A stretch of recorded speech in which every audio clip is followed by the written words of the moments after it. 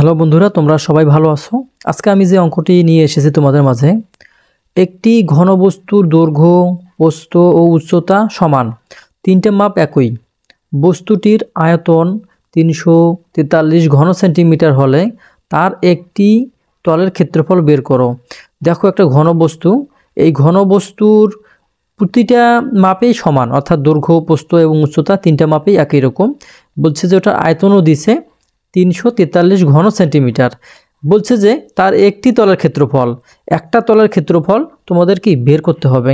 আমি যদি তোমাদের এখানে একটা চিত্রের মাধ্যমে বোঝানোর চেষ্টা করি।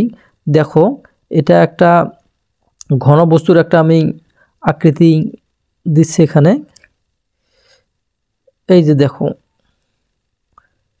দেখো এইভাবেই একটা ঘনবস্তুর আকৃতি, দৈর্ঘ্য, প্রস্থ, যার উচ্চতা কি একই সমান। এখন বলছে যে ঘনবস্তুটা, এই ঘনবস্তু যে একটা তল, এই তলটা বা এই তল বা এই তল সব তলে কিন্তু সমান, এই তলের ক্ষেত্রফল বের করতে বলছে।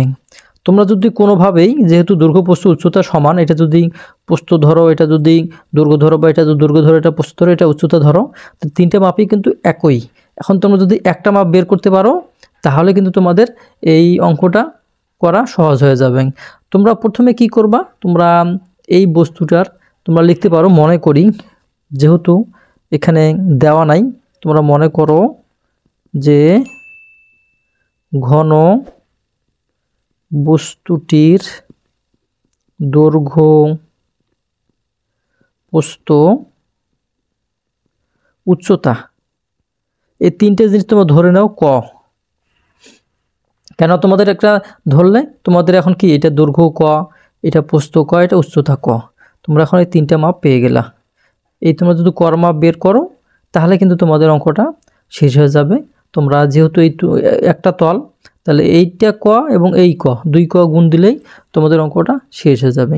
এখন তোমরা কি করবা, তোমাদের যে শর্ত দিছে, তোমরা লেখো যে শর্ত মতো বা প্রশ্ন মতো। দেখো, এই যে একটা ক, দুই ক এবং তিনটা ক, মানে এই দৈর্ঘ্য, প্রস্থ, উচ্চতা সমান কি, এইখানে দেওয়া আছে, কত দেওয়া আছে, 343। তোমরা 343 ঘন সেন্টিমিটার দিলা। এখন দেখো, এখন এখান থেকে কি হবে, এখানে যে ক ক তিনটা ক যদি তোমরা গুণ করো, তা কি হবে, ক কিউব 343।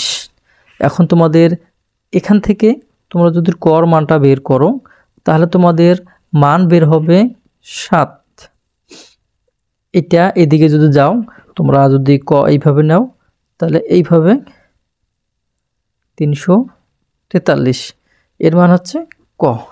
যাই হোক, এখন এখন তোমাদের কি বলছে যে তলের ক্ষেত্রফল। তোমরা জানো একটা তল, যেহেতু এটা দৈর্ঘ্য, বস্তু একই, তাহলে এটা তলটা কি আছে, স্কোয়ার আছে। তাহলে স্কোয়ারের যে তল, এই তলের ক্ষেত্রফল কি, এই যে ক স্কোয়ার। তোমরা এখন লিখতে পারো যে তলের ক্ষেত্রফল কত, ওই যে ক স্কোয়ার। তাহলে তোমাদের এখানে কয়ের মান কত, 7, 7-এর উপর স্কোয়ার দাও, তাহলে 7-এর উপর স্কোয়ার দিলে কত হবে, 7 7 49। তাহলে এটা কি হবে, বর্গ সেন্টিমিটার, যেহেতু তোমাদের এই মানগুলো সেন্টিমিটারে দেওয়া আছে, এই সেন্টিমিটার।